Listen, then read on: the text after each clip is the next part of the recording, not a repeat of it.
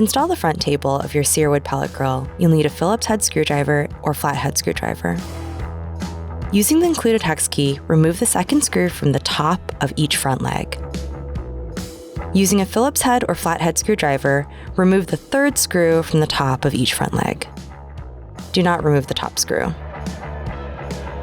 Partially screw the included screws into the top hole of each leg. You'll need to leave space to hang the table brackets. Add a washer to the top post of each bracket. Hang the brackets on the grill using the keyhole slot with the posts facing in. Slide the table onto the left bracket.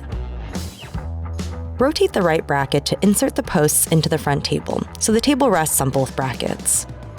Make sure the brackets are flush against the sides of the table.